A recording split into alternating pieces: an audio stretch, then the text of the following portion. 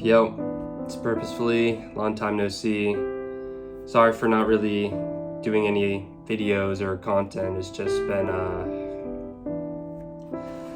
hard. It's been really hard recently. There's been a lot of this, terrible things going on, especially just worldwide in the news and everything. And it's been feeling really unmotivated. It's been just really tough. Of course, the biggest thing going on right now is that it's the thought that I think Blue Purple Luffy's it's gonna get banned. So since I just don't know what I'm gonna do. But that's why I had to do this leader justice and finally get some tops, what I consider tops, everyone's version of tops is different, but just get some top 64s with this bad boy during the Play TCG online treasure cups. Just wanted to hop in and talk about it. Let's get into it. Every few formats, there is just one particular leader that really dominates in a way that's different. It may not win every single event. Bella Betty was the very obvious counter that ended up winning almost every single regional or Nats event it was in for this OP11 season, but everyone knew that in a vacuum this deck was the most powerful in the room. I never really played a lot of the best decks in the room, but for this one, it's honestly a ton of fun. I know the criticism, it's not the hardest deck to pilot once you get to your 8 Dawn, before your refresh phase, and you're just starting to get 2 cards per turn. It can seem a little bit of brain dead. You just have to think of the stacking and then just play the Sanji or whatever.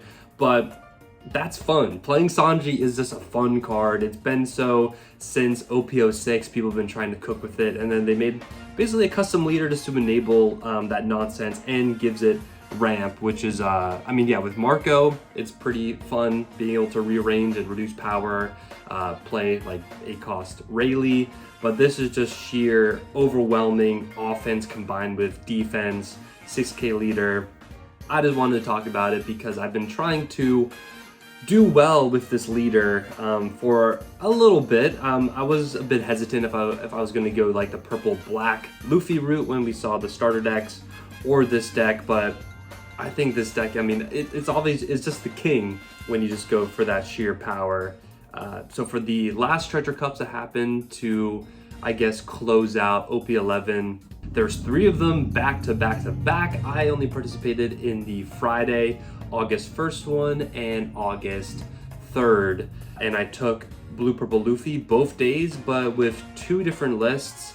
And I was able to do top 64 on Friday and then top 32 on Sunday. So I was really, really stoked about that, kind of doing this deck justice and where I felt that I could do myself justice because I wasn't really performing very well all of this year, kind of choking out on those last round, trying to get into tiebreakers and all that. So no, this deck's treated me very well in the last month, also qualifying as a captain for the Pirates League, so I'll see you if you're going to Nats. I want to talk about this deck one last time. I assume it's going to get hit unless Bandai does a little Deus Ex Machina, last minute. This deck is okay, as we've seen. It's a pretty healthy format, all things considered. So we're going to, hit some other cards. I don't think it's going to happen. There's probably going to be some sort of restriction. The popular ones being, of course, Gum Gum Giant, 9 Mom as well. People point to healing 8 gives this deck way too much survivability. Could be an option. I don't really know what they're going to do. I think that they're probably just going to ban the leader. They've been shown time and time again to ban problematic leaders, whether it was during the Whitebeard era, the Red Purple Law, and Sakazuki, those 2 still being banned. So probably is the easiest fix because a lot of these cards are not bad necessarily overwhelmingly in power. It's just when you combine them all to this Blue Purple Luffy package. So I know it's going to be hard to care about a deck list for a format that is 1 over for a deck that's probably not going to exist, and everyone's looking forward to OP12 anyway, so this is not going to be super useful. But I just want to blabber on and also go over there's a couple funny things about the matches. I'll make it quick. Without further ado, let's just get into this deck list. All right, so here it is, all beautifully laid out. I'm not gonna go one at a time. Like, oh, and first, we play just the Zorojuro, and then I think you guys kind of get the gist by now of what this deck's all about. But I wanted to show that there was indeed two lists, and then kind of show why I made those changes and go over matchups that, like I said, extremely briefly, mainly going through what stood out to me and what were some of the funny moments. So for the second day, that is what you see in the sleeves, just because that was what I last played. But the cards in the outskirts here on the perimeter are what I switched out. So I did only run 3 of the 3 Zorojuro on Friday, and I did have a split where I did include the 3 Costo Flamingo blockers. I really like this card. Shout out to Kai. His guide was extremely useful when I was getting into Blue Purple Luffy, learning about matchups and different tech choices. I had this card in for always around 2 or 3 copies because it is really nice to have extra consistency during a long tournament. Sometimes a 3-cost blocker randomly just comes up, but it worked Friday for sure. I did value seeing this card with all of the mirrors that I saw. So what were the matchups on Friday? I saw, well, I'll just go over in order. I played green purple, blue purple, blue purple, green purple, blue purple, blue purple, green purple, purple black, and then buggy at the very end. So 8 out of 9 of the decks that I faced were Luffy decks, most of which were blue purple mirror matches, and this card is just really good in the mirror because if you go first, you just want to ramp. Even going second, if they don't see their God Thread on curve, then you're still going to have emergency ramp. If you, of course, don't have like ideal bond clay, even like a gear 2 and God Thread and stuff. So just bumping this up for extra ramp I thought was good. I also put in extra pudding, so I really liked every time that I saw pudding in my games. And I've realized that sometimes it's good to have that extra copy because especially if you counter with it early, you still have the chance to then play it off Night Sanji or just hard playing it to close out a game if you want to, kind of fix the hand that they've been perfectly crafting in the mirror. Seeing 2 can throw people off because they expect there to be maybe 0 to 1. Sometimes people play 2. I never really did that until Sunday, but I don't think it came up huge, but it was just nice to have a card that had counter that I could sub out this blocker for. I took out the 6-cost Sanji full playset to do this split with Frenosuke. It's the logic of when you're playing Purple Luffy. If anyone who's had experience playing Purple Luffy, you have a bunch of the Straw Hat 2Ks. Sometimes to win a game, especially when it came to going against Blackbeard or any sort of like more grindy matchup where you get low on cards, you just need 1 rush. It doesn't matter how bad it is because damn is this card so expensive to get that rush.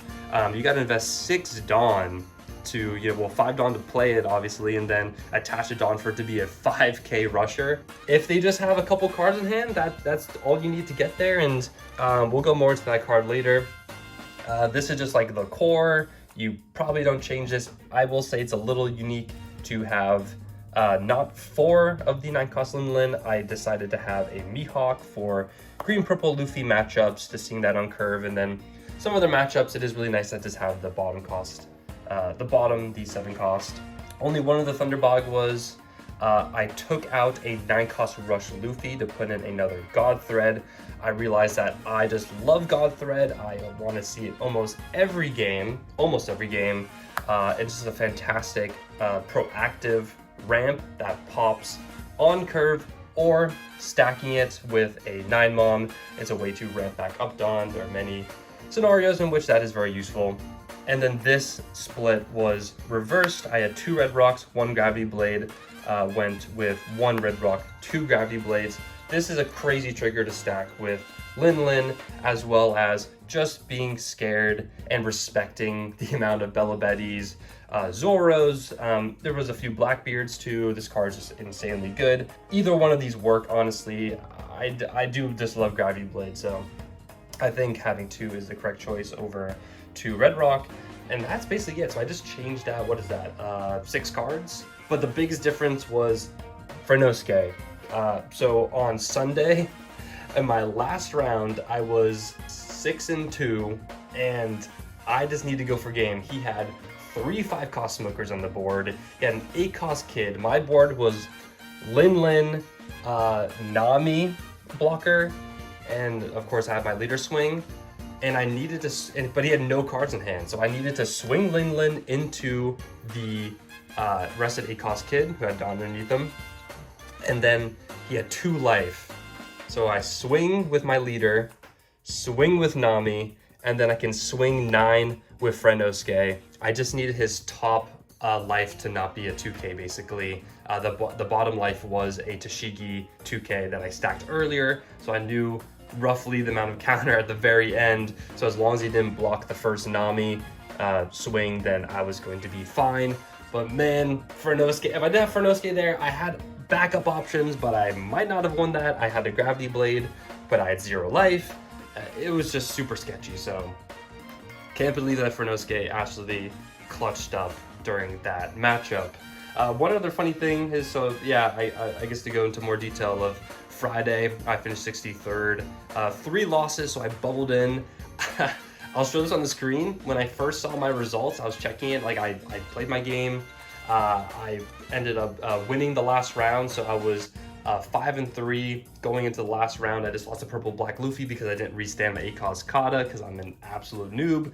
9th round, I take it versus Buggy, and I lost the die roll, was going second. I feel like I'm cooked because Buggy, pretty hard matchup when you are going second as Blue Purple Luffy.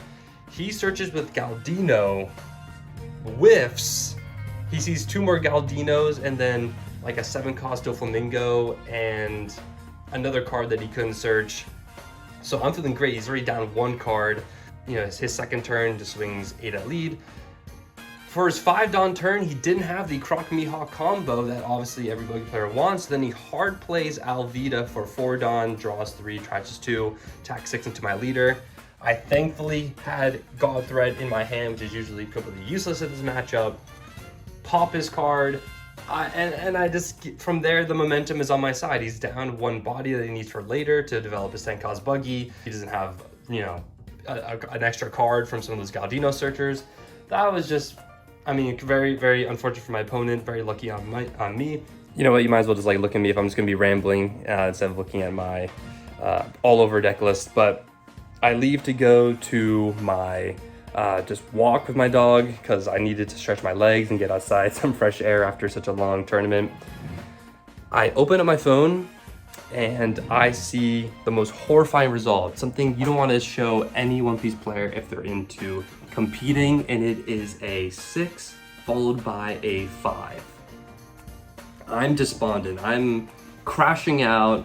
I don't want to talk to anyone. I don't want to be a huge sourpuss about it, but the fact that I played all day on Friday, I took the day off work to play, and I get the 65th place. It never happened to me before, and it just felt horrible. I know it must feel even worse if you're 9th, bubbling out top 8 or 17th, but for me, this was just a huge, just kick in the groin because I've been just trying to do decent with this leader, and I just couldn't even get to where I believe my, time that I put into this game, my quote unquote skills.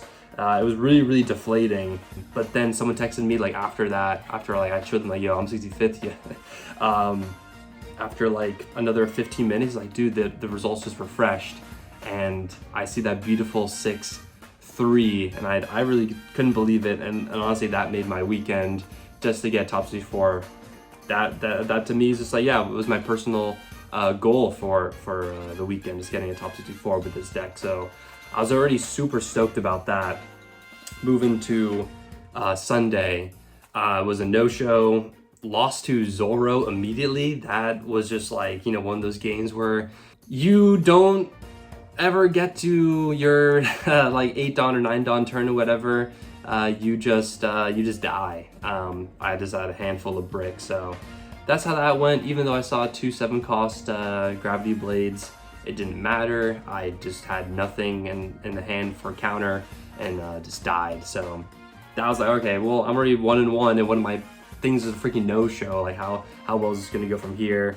Ended up winning a few games until eventually One of them was actually pretty interesting red-green smoker straw hat build. That was very unique. But won against that. Couple blue-purple Luffys, and then I went against Buggy, lost a die roll.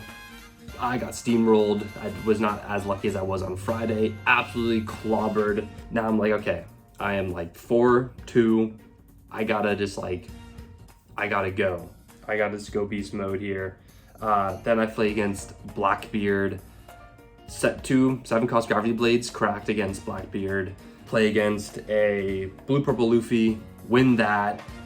Play against for the last round, so 5-2, play against that red-green smoker, and then I have the Frenosuke moment and the finish 7-2 and get 29th place, which was well above my expectations. You don't really get anything extra cool for getting top 32 in Treasure Cups these days. I was just like, wow, this is, especially because I was playing with the fever, I was like, wow, this is like completely worth it. I didn't really even want to play that badly, but really glad I stuck it out. And just want to give another quick shout out to Kai for his amazing guide. It really helped propel my competitive level for Blue Purple Luffy to reach that next mark. And yeah, we're gonna get back into content. 07s for Blue Purple Luffy. This is probably it for me in this deck, for maybe a lot of people in this deck. But you know what, let me, for all time's sake, guys, this is where it all began before the leader even came out.